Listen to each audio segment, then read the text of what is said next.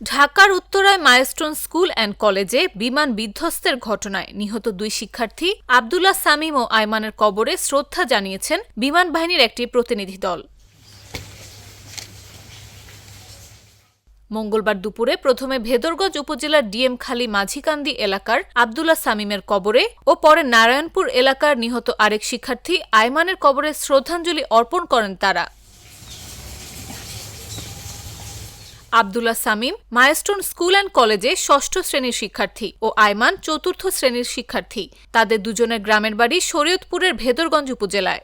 বিমান বাহিনীর wing commander আলামিন বলেন, আমাদের সামরিক বাহিনীর কোনো সদস্য মৃত্যুবরণ করলে তাকে রাষ্ট্রীয় মর্যাদায় দাফন করা হয়। মাইলস্টোন বিমান দুর্ঘটনায় যারাই নিহত হয়েছেন তাদের পর্যায়ক্রমে পূর্ণ রাষ্ট্রীয় মর্যাদায় শ্রদ্ধাঞ্জলি জানানো হচ্ছে। সামিম ওর কবরে পূর্ণ সামরিক মর্যাদা প্রদান করার জন্য, যেটা আমাদের একজন সামরিক কোনো সদস্য যদি মৃত্যুবরণ করেন যেভাবে রাষ্ট্রীয় মর্যাদায় দাফন করা হয়, আমরা সেই সুযোগটা পাইনি।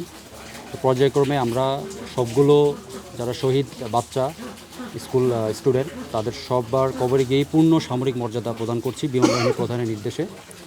আর মাননীয় বিমান বাহিনী প্রধানের আজকে আমাদের এখানে প্রেরণ করার উদ্দেশ্য হচ্ছে বিমান বাহিনী যারা যে শহীদ স্টুডেন্টরা মারা গিয়েছে বিমান দুর্ঘটনায়, আমাদের একজন সদস্য মারা গেলে যেই ধরনের সহায়তা, যে ধরনের সহমর্মিতা, যেই ধরনের পাশে থাকা আমরা থাকি, আমরা প্রত্যেকটা বাচ্চার ফ্যামিলির সাথে সেভাবেই আছি।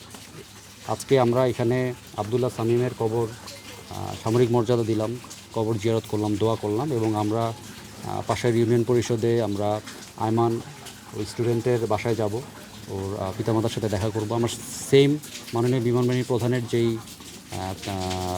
বাণীগুলো আছে, ওনার যে কথাগুলো আছে সেগুলো পৌঁছে দিতে আজকে এসেছি।